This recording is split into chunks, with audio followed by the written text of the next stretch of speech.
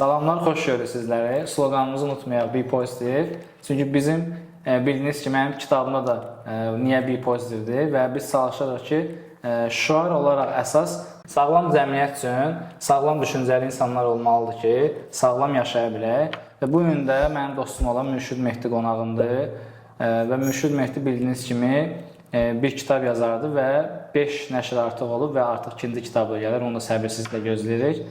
Və buyur Mürşid, xoş gəlmisən. Xoş gördük. Dəvətin üçün təşəkkür edirəm. Ümid edirəm ki, növbəti dəqiqələrdə çox səmərəli və yaxşı vaxt keçiriləcək. Deməli, bildiyiniz kimi hər zaman insanda suallar olur. Kitabla bağlı əsas suallar olur. Əsas sual budur ki, kitabı necə yazdın? Səni nə ilhamlandırdı? Kim sənə dəstək oldu? Və yaxud bizim dillərsək, məişətində kim sənə tırka verdi bu kitabı yazmağa? Çünki mən bu həyatımızda baş verir. Çünki mən də düşünürdüm ki, nə zamansa bir şəxsiyyət olacam. Çünki özümə kumir olaraq Hacı Zeynəbdin Tağıyevi seçmişəm və bunu şagird vaxtından edirəm ki, mən də nə vaxtsa bir gün şəxsiyyət olacam və bu yolda irəli gedirəm. Çünki bəzən sosial şəbəkədə sual verirlər ki, siz niyə özünüzü belə çox bariyerə salmışsınız? Yəni sərhədlər var. Reklamlar edəndə çox ciddi reklamlar edirsiniz. Məsələn, spirtli içkilər falan, digər zərərli qida və içkilər reklam etmirsiniz. Enerji içkiləri. Bunu niyə çox belə bariyerə salarsınız? Çünki mənim hədəfim budur. Yəni kumirim odur ki, sağlam cəmiyyət üçün sağlam düşüncəli insanlar olsun. Və kitab da buradan qaynaqlandı və çox suallar verdim həyatımda. Belə deyim ki, şagird olanda, məktəb vaxtında həmişə sual verdim. Bu niyə baş verir? Axı niyə mən burada dünyaya gəlmişəm?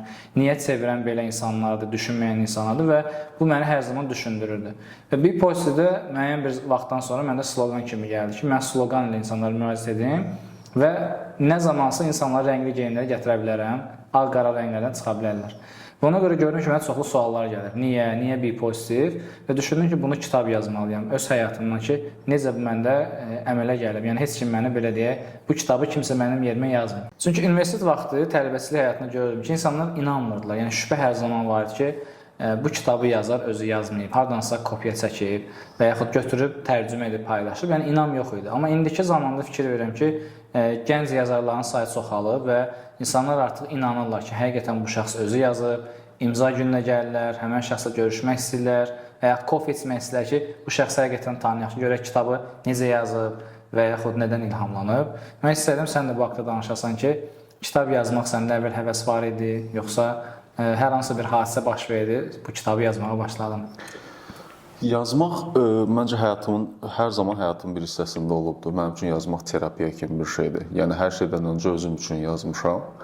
Amma bugün düzgün qeyd edirsən, müəlliflər daha çoxalır və fikirləşirəm ki, müasir ədəbiyyat üçün bu yaxşı bir haldır.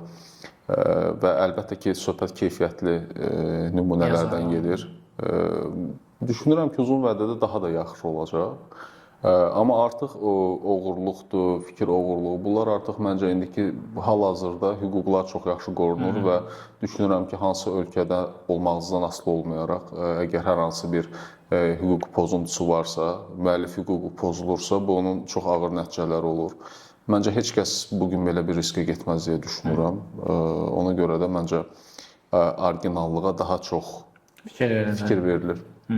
Mən həmişə də bəzən fikir edirəm ki, insanlar bizdə gözlənti yoxdur. Yəni, məsələn, buradan bir alim çıxana deyirlər ki, ola bilər gələcəkdə 2 alim olsun, 3 alim olsun. Bu gözlənti artır, inam artır. Bəlkə də bizim cəmiyyətdə bu hadisələr baş verməyib deyə insanlar ona görə belə şübhəli yanaşırlar. Çünki əvvəl yenə kitablara necə ki, şübhə varsa, indi artıq inanırlar. Və yaxud indi hər hansı bir hadisə baş verir, yenə də əvvələ baxırlar. Görək, bir alim olub, 2 alim olub, artıq inam yaranır.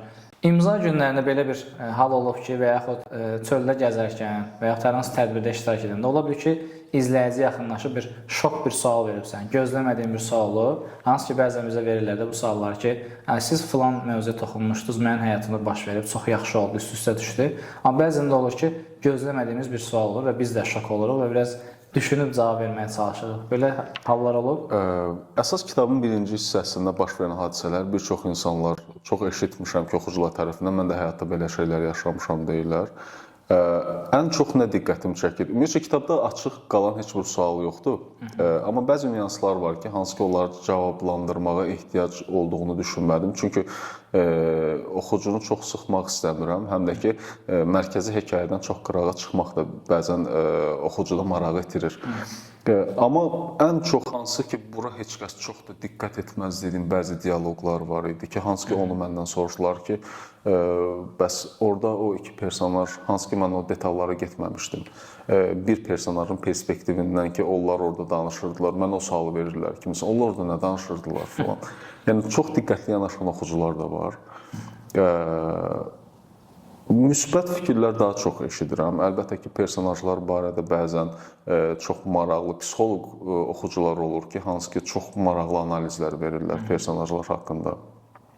Fikirlər müxtəlifdir, amma hər biri mənim üçün çox maraqlıdır və çox diqqətlə qulaq asıram. Bu baş verən hadisələr Azərbaycan reallığıdır, yoxsa fərq var, başqa millətlər də var, bəlkə başqa bir Avropa İnsan var? reallığıdır deyərdim. Çünki harda yaşamağımızdan, hansı millətdən asılı olmayaraq, məncə insan hissləri dünyanın hər yerində eynidir. Hər kəs məyus olur, sevinir. İndi sevindiyimiz, məyus olduğumuz faktorlar ola bilsin, fərqlidir. Amma insan hissləri harda olmağımızdan asılı olmayaraq məncə eynidir. Ona görə bir çox romanlar, kitablar, klassik ədəbiyyatlar bütün dünyada qəbul olunur, oxunur. Çünki əgər insan hisslərinə düzgün toxuna bilirsənsə, bu harda olmağımızdan asılı olmayaraq diqqət çəkir. Ona görə də məncə hisslər tamamilə həyatdan götürülmüş reallıqlar əsasındadır. Amma sujet xəttində əlbəttə ümid edirəm ki, heç vaxt real olmaz. Çünki cinayətlər baş verir. O tamamilə öz düşüncəmdə, öz xəyalımda asılı olunur. Deməli, mən bizim cəmiyyətdə son zamanlar fikir verirəm. Yeni gələn gənc nəsildə pisləmək və yaxşı demək kimi yox, sadəcə kitabları oxuyanda bir trend xatirinə oxuyurlar. Deyirlər ki, məsələn, mən bu ay 5 kitab bitirdim, mən bu ay 10 kitab bitirdim, mən 1 il ərzində kitab bitirdim. Mən deyirəm ki, son vaxtlar kitab oxumuram. Biraz fasilə vermişəm, həm özümə, həm ruhuma, həm beynimə də. Mən məsələn kitabları oxuyanda çox dərinə gedirəm. Yəni analizlərim çox dərin olur. Məsələn oxuduğum Ikigai kitabında çox adam bilir ki, çox gözəl bir yerdir. 80-130 yaş arası yaşlı nəsil çox rahat yaşayırlar. Mən artıq onu çox dərindən başlayıram. Niyə suallarımı verməyə? Yəni ki, niyə axı insanlar buna reaksiya verir? Bəzən də düşdüyümüz mühit. Mən hər zaman müqayisələr hər zaman gətirirəm. Yəni misal olaraq gətirirəm ki, görüm insanlar onu başa düşsünlər, fikrimi anlasınlar. Məsələn, mən orada Ikigai'da baş verən fəlsəfəni düşünürəm ki, bu məsələn orada yaşlı nəsildir, amma ora cavan bir adam gəlib yaşasa, gənci 20 yaşında və yaxud 30 yaşında, mənim düşüncə sıxılacaq çünki almayacaq. Və bizim cəmiyyətdə bu necə baş verir? Tamam hər hansı bir toy məclisidir. Cavan nəsil nə etmək istəyir? Disko mahnılar oynamaq istəyir, daha belə gür mahnılar oynayır və yaşlı nəsildən avtomatik bir reaksiya gəlir ki, abalonun kodunu alın, o səsini alın. Bizi də düşünün, başımız ağrır, qulağımız ağrır. Yəni bu hal həmin haldır və yaxud belə götürək, tərsini götürə bilər ki, həmin o adada cavan nəsil yaşayır, sadəcə ora qıraqdan bir yaşlı nəsil gəlsə uyğunlaşa bilməyəcək. Bunu niyə deyirəm? Çünki xoşlayıram kitabları dərindən analiz etməyi. Yəni müəllif orada mənə nə vermək istəyir? Məsələn, orada biri vardı, qəssab idi, babası, atası və indi oğlu işləyir. Oğlunun da yanında öz oğlu işləyir, nəvəsi işləyir. Və onlar heç bir belə deyək, varlı olmaq, milyonçu olmaq haqqında düşünmürlər. Və belə deyək, onların hədəfi sadəcə gündəlik gəlmək, qəssab kimi müştərilərə ət satmaq. Yəni bundan ibarət, sadə şəkildə. Yəni düşünürəm ki, bizim cəmiyyətdə çox tələsir insanlar. Yəni kitabları oxuyanda belə tələsirlər və mənim düşüncəmdə kitab oxuyan şəxslər, şəxsiyyətlər aralıdan seçilməlidir. Etik davranışlarla, danışığı ilə, o bəziləri oturuşun, duruşun, yerin bilən adamdır. Məncə kitab oxuyan insanlar bu olmalı. Məsələn, mən xəyal belə edəmirəm ki, hər hansı bir vulqar ifadə istifadə edən bir şəxs, Azərbaycandan şəxs, kitab oxuyan bir şəxs olsun. İstisnalar ola bilər, bizə də olur. Əsəbi hallar olur. Bəzən özümüzdən çıxırıq və özümüzü idarə edə bilmirik. Bu hallar hamıda olur. Amma çox zaman biz normal, yəni düşünəndə, əsəbi olmayanda biz çalışırıq vulqar ifadə işlətməyək. Bu əlbəttə ki, ədəbdən irəlidir. Amma mən kitab oxuyanda bunu düşünmürəm. Yəni hər hansı bir insan düşünür ki, vulqar ifadə işlədən kitab oxuyandır. Kitab oxumaq məncə janrdan fərqli olmayaraq, oxumaq özü insana dərinlik qatır. Çünki fərdi inkişaf kitabı olsun, dedektiv romanı olsun, sevgi romanı olsun, bunları oxuyanda insan istər-istəməz fərqli perspektivlərdən yanaşır və fərqli insanların gözündən oxuyur, perspektivindən elə bil oxuyuruq da biz kitabları. Ona görə o insana əlavə bir şey qatır və insanı dərinləşdirir. Və məncə dərin insanlar, dünya görüşü artan insanlar artıq danışıq tərzlərində bunu rahat hiss eləmək olur. Vulqar ifadələr əlbəttə ki, məncə hər birimiz istər-istəməz bəzən istifadə edirik. Amma məncə etik qaydaları gözləyəndə və yaxud da fikirlərini müsbət və yaxud da mənfi olmağından asılı olmayaraq, əgər bir insan fikirlərini rahat ifadə edə bilirsə, məncə onun vulqar sözlərdən və yaxud da kobud ifadələrdən istifadə eləməyinə ehtiyac qalmır. Bunun üçün də məncə, mən ümumiyyətlə görüşlərdə, imza günlərdə hər zaman qeyd edirəm. Mənə görə fərdi inkişafın ən qısa və ən asan yolu kitab oxumaqdır. Və sən qeyd etdiyin kimi, əgər kitab oxuyursa bir insan, artıq ifadələrə heç vaxt ehtiyacı olmur. Çünki fikrini kifayət qədər rahat ifadə edə bilir, fikrini kifayət qədər rahat çatdıra bilir qarşı tərəfə. Onun üçün sənə razıyam, məncə də. Mənim üçün yəqin izləyicilər üçün maraqlı ki, bir yazarın həyatı necədir, yəni rutini necədir, hər hansı bir qaydaları var. Çünki mənə çox adam disiplinli insan kimi tanıyır. Düşünürlər ki, mən 7-24 disiplinliyəm, cədvəlim var və hər an bir zəng çalır, belə deyək, səsli bir zəng gəlir və mən məsələn digər bir işə başlayıram. O iş atıram, keçirəm digər işə. Əslən belə deyək, disiplin əslində yaxşı bir şeydir ki, insana müəyyən bir çərçivələr salır və müəyyən işlərini planlı şəkildə edir. Mən bunu bəlkə də xarici şirkətdə işləməyimə görədir ki, xarici İngilis və Şotland millətlərindən gördüyüm belə bir nüans var və daha sonra bunu onlayn təlimlərini aldım ki, time managementdir, vaxtın düzgün idarə edilməsi, planninqdir, planlaşdırma və risk menecmenti, risklərin qiymətləndirməsi. Artıq bunları getdiyim yerə görə tətbiq edirəm və çox uğurlu olur. Bu əslində mənim üçün disiplinli olmağa daha çox kömək edir. Amma bizim cəmiyyətdə məncə insanların belə xaoslu şəkildə tələsməyi, məsələn, sürücülərin siqnal verməyi, bir-birini sözməyi və tələsməyi əslində planlaşmadır. Mən məsəl üçün deyirəm ki, 5 günlük iş həyatı ola bilər. Zaten demək olar ki, daha çox faiz Azərbaycanda eyni rutin işlədir. Yəni 8-5, 9-6. Amma şənbə, bazar günlərini daha çox iş yükləyirlər. Və burada da bir dənə də məsələ var. Vaxtın düzgün idarə edilməsində və planlama ikisi birlikdə işlərimizi planlamalıyıq. Vacib işlər, orta vacib və vacib olmayan işlər. Bu da əslində yaxşıdır ki, bizə kömək edir ki, məsələn, bu vacib işdir. Mən bu həftə şənbə, bazar bunu edəcəm. Məsələn, mən bunun hamısını cədvəldə qeyd edirəm və artıq bilirəm ki, məsələn, şənbə günü hansı işim var, bazar günü hansı işlərim var və artıq vaxtlarım var. Yəni bu studiya açmamışdan qabaq, yəni bu təlim yerini açmamışdan qabaq, məndə bu hər zaman olub. Yəni son 3 ildə deyərəm, hər zaman deməyim, səmimi olaq, son 3 ildə mənə çox kömək edir. Artıq cədvəldə mən bilirəm ki, məsələn, aprelin 5-i və yaxud tutalım növbəti ay, mayın 5-ində mən hardayam, nə işim var, mənə bir növ kömək edir planlama baxımından. Məncə insanlar bizdə planlı həyatı yaşamırlar. Yəni məsələn demirlər ki, bu orta vacibdir. Bunu gələn həftənin şənbə, bazar edərəm və yaxud bunu ayın sonunda edərəm. Bu çox vacib deyil. Yəni heç vacib olmayan bir işdir. Yəni o qədər də vacib deyil. Amma mən fikir verirəm və analiz edirəm ki, insanlar şənbə, bazar günləri fikir verirəm ki, məsələn 5 işi bir günə salır və qaça-qaç, məsələn tıxaca düşür, orada söyür, dava, qırğın, nə bilim və yaxud qəza baş verir. Yəni hər hansı bir hadisə baş verir və günahlandırmağa başlayır. Tutalım, hər hansı bir mərkəzə gedib, orada nəsə bir problem yaşanır və günahlandırmağa çalışır ki, siz işləmirsiniz, siz bunu düzgün etmirsiniz. Yəni tamam, özəl şirkətdirsə, o xidmət göstərə də bilər, göstərməyə də bilər. Zaten onun adına xələl gələcək ki, düzgün xidmət aparmır. Amma yenə də günah özümüzdə axtarmır ki, yəni mən niyə düzgün planlı etmirəm həyatımı? Mənə maraqlıdır və izləyici də maraqlıdır ki, bir yazar həyatı necə yaşayır? Planlı, riskləri qiymətləndirmə, vaxtın düzgün təyin edilməsi, bunlara fikir verir. Ümumiyyətlə sahədən asılı olmayaraq məncə əsas məsələ disiplinli olmaqdır. Yəni hansı sahədə işləyiriksə məncə ondan asılı deyil. Və bəzi fərdi inkişaf kitablarında mən bir oxucu olaraq fikirləşirəm ki, səhvlərdən biri də budur ki, insanların motivasiya artırmağa çalışırlar. Amma məsələn mən şəxs olaraq mənim motivasiyam tez-tez düşür. Yəni bir məqsəd qoyuramsa qarşıma, ilk başlarda çox belə motivli oluram, amma daha sonrası yavaş-yavaş motiv məndə itməyə başlayır. Məncə bu hər kəssə belədir. Məncə nailiyyət və ya uğura çatmağın ən əsas yollarından biri disiplinli olmaqdır. Sadəcə bizə disiplin deyəndə biraz başqa cür anlaşılır. Hər şey bir qırağa qoymalısan, bəli və sırf yalnız məqsədinə fokuslanmalısan. Amma məncə belə deyil. Disiplin deyəndə qarşına kiçik məqsədlər qoyursan. O disiplini, o məqsədi bir neçə yerə bölürsən, məsələn. Ən azından mən belə edirəm. Daha sonra özümü qarşıma qoydum, kiçik hədəflərə çatmağa çalışıram. Həm bununla sıxılmıram, həm özüm də daha sonra proqresimi görürəm. Və motivasiyam olmasa belə artıq qarşıma o məqsəd, o taskları qoymuşam deyə artıq onu etməli, bir psixoloji olaraq özümü stres altında hiss edirəm ki, onu etməyəndə narahat oluram. Məncə əsas bu tərəfə fokuslanmaq lazımdır ki, hansı ki bir çox fərdi inkişaf kitablarının, bir də psixoloji kitablar adı altında bəzi kitablar var ki, hansı ki, istəməyin kifayət eləyir, gözünü yum, canlandır beynində və bu artıq kifayət eləyir. Sekret kitabıdır. Trend kimi olur da, artıq eynən qısa yoldan necə tez olsun və əslində bu da məncə mənəvi olaraq insanı tənbəlləşdirən düşüncələrdir. Əlbəttə inanmalısan və inanmaq işin ola bilsin yarısıdır, amma bunun üçün nəsə etməlisən məqsədin üçün.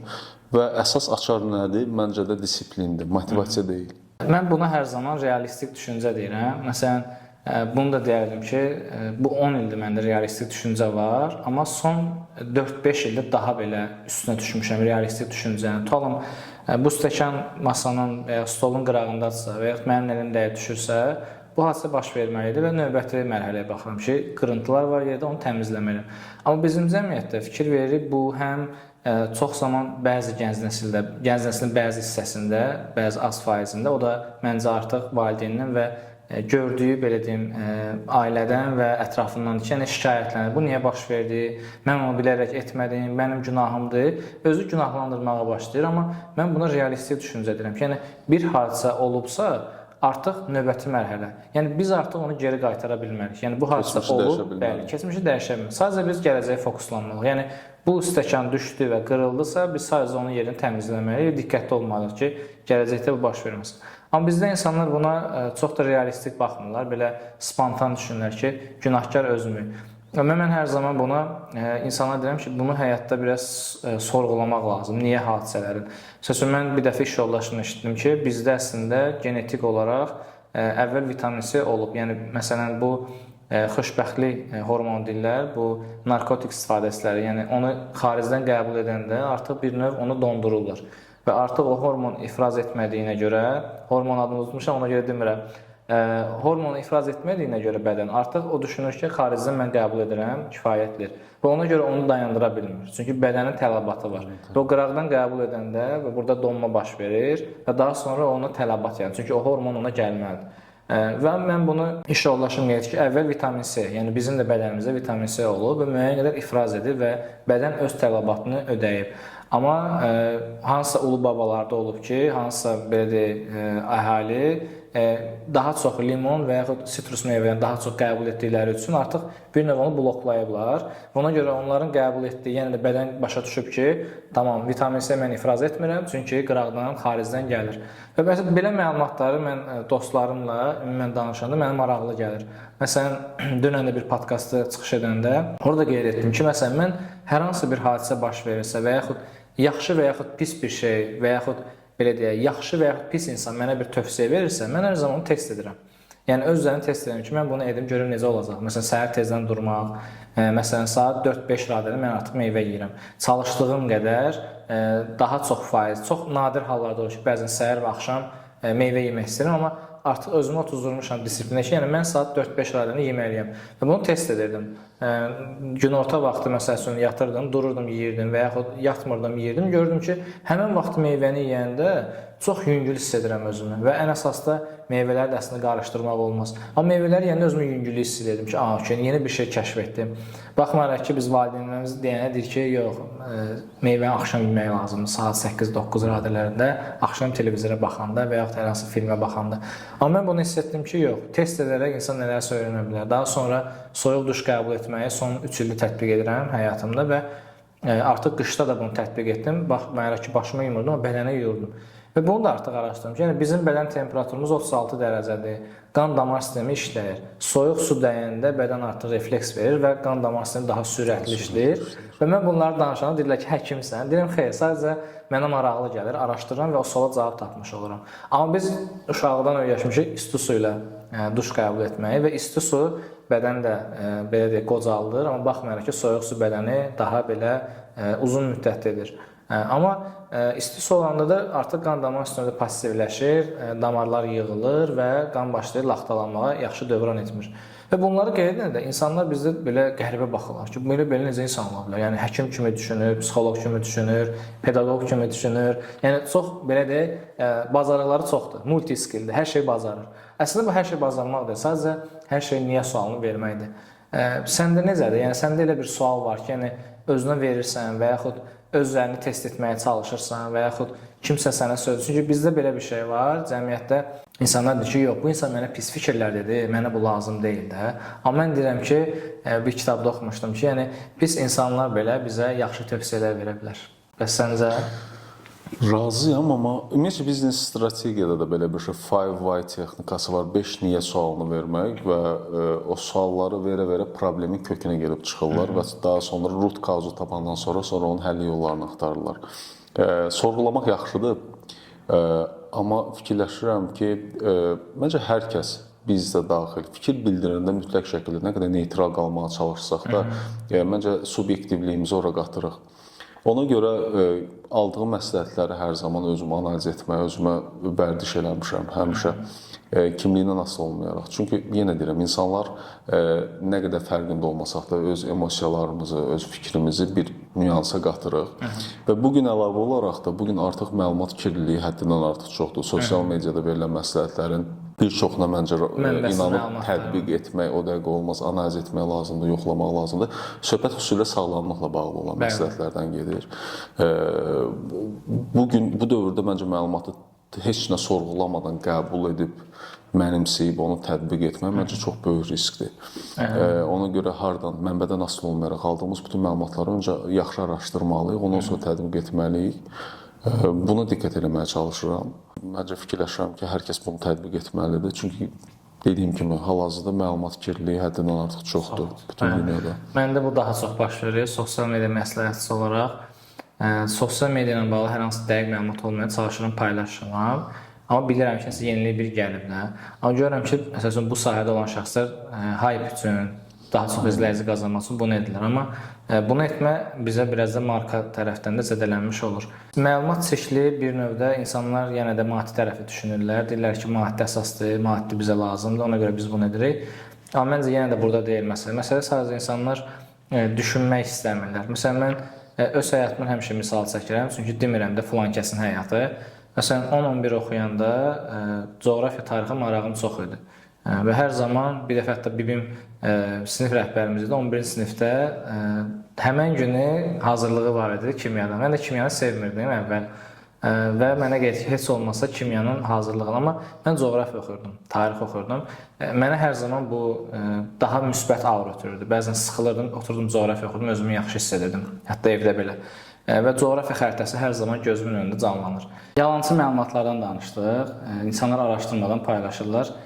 Bunu bəzi podkastları mən dinləyəndə şahid olaram ki, məsələn, fitnesslə 2-3 ildə məşğul olur, müəyyən, belə deyək, ağırlıq qaldırma və əzəllərə, belə deyək, şişirtmə ilə məşğuldur. Amma insan onun dərinliyə düşmür. Bunu nədən bilirəm? Çünki uşaq vaxtından karate və judo ilə məşğul olmuşdum. Daha sonra həkim bildirdi ki, judo ilə məşğul olmaq beyin silkələnməsidir və gələcəkdə bu fəsadları verə bilər, yaddaşla bağlı. Və mən judodan uzaqlaşdım, amma daha sonra 2 il voleybola getdim. Amma insan ruhu, insanın bədənini qəbul edəcəyi bir, belə deyək də, idman, belə deyək, tutumu var, enerjisi var. Yəni, məsələn, mən 1 saatlıq və yaxud 2 saatlıq hər hansı bir judoda həftədə bir dəfə fiziki günlər olur ki, daha çox idmanla məşğul olurduq. Mən, məsələn, 1 saatlıq, belə deyək, məşqdən sonra yenə idman etmək istəyirəm. Yəni, enerji bitmirdi. Yəni, o futbolsuz var, Di Maria dedilər ki, yəni uşaq vaxtından hətta həkimlər dedi ki, bunun enerjisi çoxdur, futbola qoyun, ancaq qaçsın.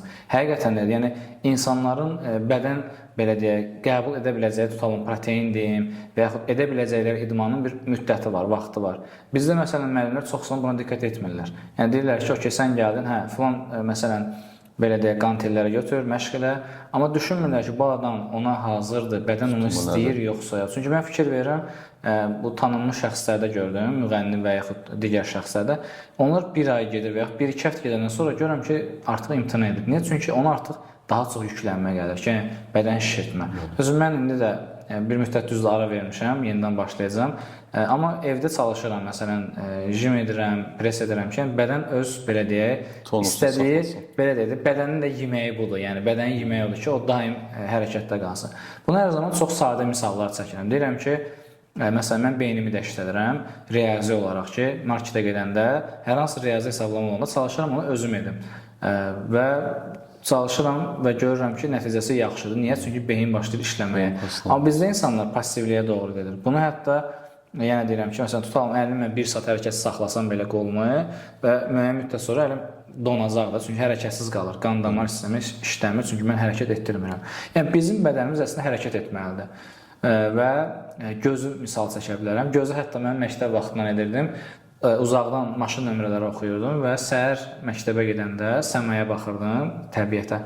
Və indi görürəm ki, yəni əslində insanlar göz məşqləri etməlidirlər. Hər gün gözü tam 360 dərəcə dairəvi hərəkət etdirməlidirlər. Və ən çox bunu edirdim məktəb vaxtından. İndi hal-hazırda edirəm. Yorulanda gözümü yumuram 5-10 dəqiqəlik. Yatmıram. Sadəcə 5-10 dəqiqə gözümü yumuram ki, o göz yorğunluğun dinçliyini qəbul etsin. Çünki biz normal olaraq biz hərəkət edəndə, bir iş görəndə mənim mütəsəssisəm, oturum dincəlim də.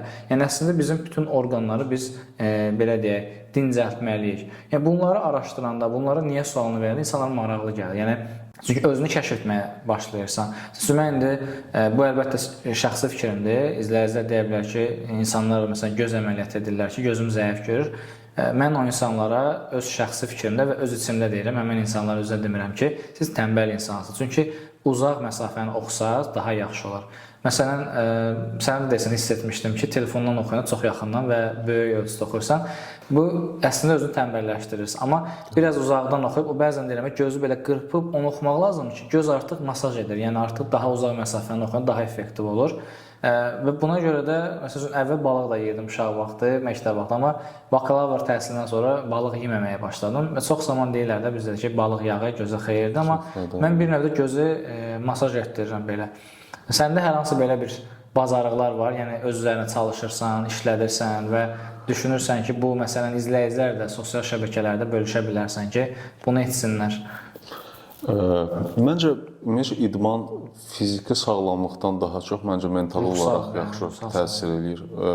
Ona görə mütləq şəkildə idmana vaxt ayırmağa çalışıram. Çünki fiziki sağlamlıqdan daha çox mental olaraq özümü çox yaxşı hiss eləyirəm. Əlavə məsləhət verə biləcəyim. Ümumiyyətlə həmişə deyirəm, məndən çox soruşurlar görüşlərdə, imza günlərində bizə nə məsləhət görərdiniz. Həmişə deyirəm, sizi nə yaxşı hiss etdirirsə, onu mütləq həyatınızın bir yerinə qoyun. Çünki düzdür, dünya reallığı var. Yəni misal üçün bir gənc deyək ki, rəssam olmaq istəyir, amma hal-hazırda dünya reallığı var. Rəssamlıqla özünə həyat qurmağı bacaran insan sayı məncə çox deyil. Mühasiblə müqayisə eləsə, həkimlə müqayisə eləsə, əlbəttə ki, çox deyil. Demirəm həyatınızın mərkəzinə qoyun o öz arzunuzu, xəyallarınızı, amma işlədiyiniz sahədən asılı olmayaraq nəyin arxasınca getmək istəyirsinizsə, nəyin xəyalını qurursunuzsa, onu həyatınızın içinə bir şəkildə, mütləq şəkildə əlavə edin. Çünki karyeranızda nə qədər yaxşı uğur qazansanız da, maddi, mənəvi, vəzifə baxımından nə qədər yüksəlsə də insan istədiyi, arzuladığı peşəni həyatına daxil etmədikdə o boşluğu heç nə doldurmur onun həyatında. Ona görə hər zaman deyirəm ki, nəyi sevirsinizsə, ona mütləq vaxt ayırın və həyatınıza mütləq onu daxil edin. Bu idman ola bilər, bu yazmaq ola bilər, film izləmək ola bilər, rəssamlıq ola bilər, bəstəkarlıq ola bilər. Yəni, insandan insana dəyişir. Amma mütləq həyatımızın bir yerində olmalıdır. Mən bu gün bir məktəbdə görüş idi, peşə məktəbi. Bildiyimiz normal məktəbdir, amma məktəbdə peşə belə bölməsi yaranır və 10-11-ci siniflər orada aşpaz, qrafik dizayner fənlərə bölünür və onlara sual verirəm ki, bilərək seçmisiniz, deyirlər yox. Deyirəm ki, bəs bakalavr təhsil olması hər hansı bir peşə var niyyətdə? Deyir, yox, biz elə ki, yox. Yəni 10-11-ci sinifdə oxuyurlar. Bu bəzən universitet təlimlərində olur ki, sual verəndə ki, hansısa bir işlə məşğul olsun və yaxud peşənizdə deyir ki, yox. Bu ola bilər. Amma mən məsələn bunu hər zaman bizim cəmiyyətdə baxmayaraq ki, insanlar etiraf etməyə bacarmır, amma mən həmişə artıq bunu etiraf edirəm ki, müəyyən bir zaman var ki, mən insanları qınayırdım ki, bakalavr təhsili mütləq lazımdır. Hətta indi deyirəm ki, tələbəçilik belə insana tam başqa bir hiss verir, bəli. Amma indi deyirəm ki, əgər insanlar belə deyək, bakalavr təhsil ala bilmirsə və ya istəmirsə, bir qeyd etdiyim ki, yəni onun belə deyək, düşüncəsi deyək də, yəni ingiliscə daha aydındır, kapasitə, amma bizim dildə sərhəd deyək, yəni ora kimi gələ bilir müəyyən bir məsafə, amma ondan sonra gedə bilmirsə, o artıq özünü günahlandırmamalıdır ki, mən niyə bu həyatı yaşayıram. O daha yaxşı peşələr seçə bilər. Peşə məktəblərində zərgər ola bilər, daha yaxşı pul qazana bilər, bərbər ola bilər. Yəni peşələr çoxdur belə, qaynaqçı və yaxud digər peşələr. Xanımlar üçün məsələn belə saç ustası və yaxud digər peşələr. Yəni peşələr çoxdur. Sadəcə bizim cəmiyyətdə çox belə deyim, alçaldıblar vəssalar. Yəni bu vəssalar əslində bizim üçün deyil. Hətta bir ara belə bir şey düşündüm ki, yəni bəlkə də bizim belə deyək, soyumuz, nəslimiz gəlir xanlıqlardan, yəni şah nəslindən gəlir. Bəlkə də bizim cəmiyyət onu düşünür ki, mən hansı nəsildən gəlmişəm, mənim nəslim hara, mən gedib niyə süpürgəçi işləyim və ya təmizlikçi işləyim. Bunu hətta kitabımda qeyd etmişəm ki, mən son 3 ildə rəqəmləri qeyd etməyi xoşlayıram, çünki mənə bu illər çox şey qatıb. Son 3 ildə mən məsələn bəzən çəkinirdim. Çöldə təmizlik edən xanımlar və yaxud belə deyək, qadın və kişilər görəndə biraz çəkinirdim, utanırdım, amma indi o yoxdur. Ona təşəkkür edirəm gördükləri işə görə və hətta onlardan belə bir fərqli bir baxışa baxırlar ki, niyə bizə təşəkkür edir? Yəni bu dəlidir, yəni normal insan deyil. Bizə niyə təşəkkür etsin? Çünki gündə minlərlə insan yanlarından keçir və tək-tük insanlar ona təşəkkür. Yəni mən tək deyiləm. Əlbəttə cəmiyyətdə artıq bu biraz yaxşı düşüncə olaraq keçir. Məncə biz sağlam cəmiyyət üçün ilk öncə sağlam insanlara fokuslanmalıyıq. Çünki mən də qeyd edirəm ki, mənim məsələn kompüter həvəsim olub. Yəni yaxşı haldır ki, kompüter həvəsim olub və seçdiyim avtomatika mühəndisliyi kompüterlə əlaqəlidir. Hər şey avtomatlaşması və robot texnika mənə uyğundur və indiki sosial şəbəkə də mənim avtomatikaya uyğundur. Yəni mənə məsələn o da sual gəlir ki, necə belə rahat bilirsiniz, rahat belə cavablar verirsiniz və dəvət aldığım podkastlarda, görüşlərdə öncədən mənə sual göndərməyin. Deyirəm, ehtiyac yoxdur. Siz istəyənən sual verə bilərsiniz. Mən rahatlıqla cavab verəcəm. Bu özünə arxayınlıq, özünə əminlik deyil. Bu sadəcə peşəni sevməklə irəlidir ki, mən peşəni sevirəm, bilirəm və artıq öz təcrübəmi bölüşürəm. Bu çox baş verir ki, tez tanınım ölkədə, tez mən məşhur olum, nə bilim, məndən yazsın qəzetlər, nə bilim, televiziyalar, radiolara dəvətlər. Yəni bu əslində bizə lazım deyil. Bizə lazım olan müəyyən insanlar bizi tanısın və müəyyən qədər bilsinlər. Yəni istəyərək tanınmayıq, məncə istəməyərək tanınmaq olar. İstəyərdim son olaraq sən öz fikrini bildirəsən ki, səncə bizim cəmiyyətdə tanınmaq olar və yaxud tanınmaq üçün nə etmək olar? Məncə tanınmaq və sevilmək bir-birinə çox qarışdırılır. Çünki bugün tanınmaq çox asandır. Sosial mediada heç bir istedadı olmayan insanlar bilərək verdim sualı. Milyonlarla izləyiciləri olur. Söhbət təkcə Azərbaycandan getmir, bütün dünyadan gedir. Heç bir istedadları, heç bir ortaya qoya biləcəkləri bir işləri yoxdur. Sadəcə olaraq sosial mediada kifayət qədər diqqət çəkirlər və milyonlarca izləyiciləri olur. Məncə sorğulamaq lazımdır. Tanınmaq ümumiyyətlə sevilmək demək deyil. Məncə neqativ və pozitiv tanınmaq var. Yəni biz bir insanı görəndə onun barəsində düşünürük və hətta o bizə nə hissi keçirdir. Məncə ona baxmaq lazımdır. Dediyim kimi, məncə tanınmaq yox, sevilmək ya da pozitiv tanınmağa çalışmaq lazımdır. İncə bir toxunuş edim. Tanınmaq və marka olmaq. Marka olmaq pozitiv düşüncədir. Müəyyən sərhədlər, müəyyən reklamlar etmirsən, müəyyən yerlərə getmirsən, müəyyən şəxslərlə belə görüşmürsən ki, sən markasan. Bu əslində bizim həyatımızda olub. Sadəcə insanlar indi bunu markalaşmaq, brendləşmək kimi görülür. Bu hər zaman olub bizim həyatımızda. Yəni bəzən bizim qohumlar da belə ki, mən filan yerə getmirəm. Getsəm deyərlər ki, filan kəs də oradaydı, mən də getmişəm, bu düz deyil. Və yaxud daha çox müğənnilərdə olur ki, efirə dəvət alır ki, hansı müğənnilər olacaq? Yəni filan mən gəlmirəm. Niyə? Çünki o belə deyək, markasını qoruyur.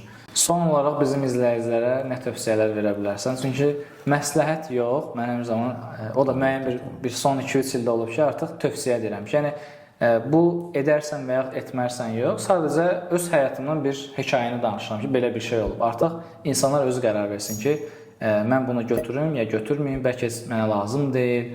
Amma uğurlu insanlardan hər zaman insanlar istəyirlər ki, o tövsiyələri əldə etsinlər və yaxud hekayələri. Tövsiyə, bayaq qeyd etdiyim kimi, mütləq şəkildə özünüzü yaxşı hiss edəcəyiniz bir şeylər eləyin həyatda. Məncə insana qalan odur. Çünki mənə görə həyat təcrübələrdən ibarətdir. Əlbəttə ki, dünya reallığı var, maddiyyat da vacibdir, işləməliyik və müəyyən bir məqsədlər arxasınca getməliyik ki, özümüzü, ailəmizi, sevdiklərimizi təmin edə bilək. Amma məncə mərkəzə özünü qoymaq bizdə cəmiyyətdə adətən egoistlik kimi qəbul olunur. Amma məncə egoistlik başqa bir şeydir. Egoistlik cəmiyyətə qarşı laqeyd olmaqdır, sevdiklərinə qarşı laqeyd olmaqdır. Bu egoistlikdir. Amma məncə özünü mərkəzə qoymaq sağlam cəmiyyət üçün və sağlam insan üçün çox vacibdir və bunun da yanında mütləq şəkildə həyatınızda sevdiyiniz bir məşğuliyyət ola bilər, sevdiyiniz bir fəaliyyət ola bilər, mütləq həyatınıza daxil eləyin. Yoxsa o boşluğu həyatınızda içində doldura və heç kim doldura bilməyəcək. Yəni buna əslində özündən razı deyirlər. Bizdə sadəcə bu sözü səhv belə təbliğat aparıblar.